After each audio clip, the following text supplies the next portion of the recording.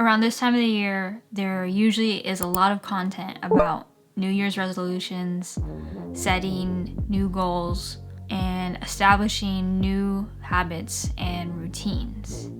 And as much as I love that content as a planner myself, since 2020 was unlike anything we've ever experienced, I thought that I would end the year a little unconventionally, or in a way that is a little bit different. Now, as I said, I'm not going to talk about goal setting or planning. Rather, I want to talk about 3 things: subtraction, grief, and gratitude. And I know that sounds weird, so let's just get into it. So with this year-end and new year content that comes out, I'm sure all of us are familiar with the ideas of trying new things and adding new things to our life. However, I think the idea of subtracting things from our life is not talked about enough. And what I mean by subtracting things from your life, it means taking away things that you probably don't need anymore. And it doesn't even mean like taking something away entirely, maybe even just doing less of something. So when I think about subtracting things from my life and like what I want to do less of, the first thing that comes to mind is that I definitely want to spend less time on this thing, my phone. I want to spend less time on social media as well. I just don't think that's a good use of my time, and I know that's a sentiment that's shared by a lot of people, but I really just I don't want to be on it as much as I can. So when thinking about your own life and thinking about what things you may be subtracting from your life in this coming year, it's not just bad habits or behaviors that you may take into stock. It may even be material things, maybe certain situations that have drawn out, maybe lingering emotions, resentments that you're harboring, maybe it's even a relationship that you've outgrown. And I know that's all these things are very kind of uncomfortable to acknowledge and be honest with yourself about but I definitely think, again, that you should not overlook letting go and removing things that just don't serve you anymore. And again, I know it's scary, but I think as soon as you let go of things that no longer align with you, the sooner you can make room for things that do align with you and that do make you feel good. And speaking of things that make you feel good, I also want to talk about gratitude. Well, I actually want to talk about both grief and gratitude at the same time. The duality of grief and gratitude has definitely just been super present throughout of 2020 for me, and maybe you can relate. So before I talk about gratitude, I just want to make it so abundantly clear that I know no matter who you are or where you live, we've all had to grieve something or someone this year. And again, I wouldn't want to talk about gratitude without acknowledging that. And though I think gratitude is a great way to end this year and start the new one, I also completely understand if that's not something that you have space for at the moment, and know that that's totally valid. Again, this year has probably been collectively the most difficult for literally every human being. However, if you're feeling up to it, I would like us to create space to hold both grief and gratitude.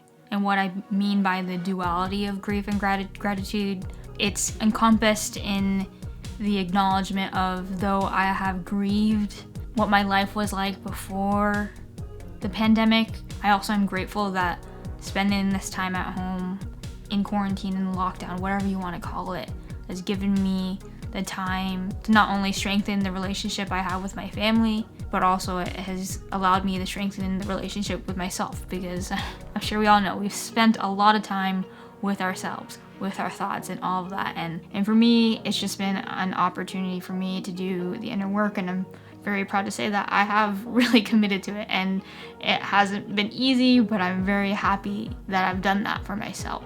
I guess you would call this finding the silver linings in things, which brings me to the next point.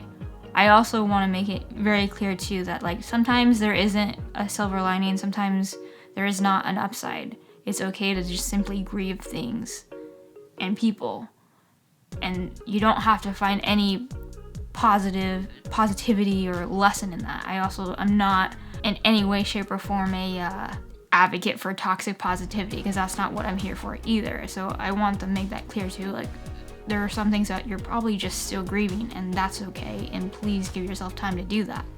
And lastly, if you are in a place to just sit down and do some gratitude practice, I definitely encourage it. Again, I know that gratitude is probably super difficult right now. It's probably the most difficult it's ever been. But if you do it, please don't feel like you need to force yourself to think of these grand things that you're so grateful for, or, you know, try to force it in any way. I think gratitude is most powerful when you are just thankful for the little things in life.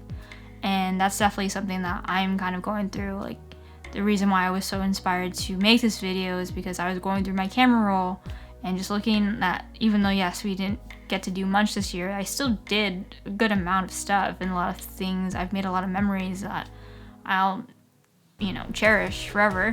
So, you know, take time, and maybe it's just the small things. It could be that one day you went for a walk.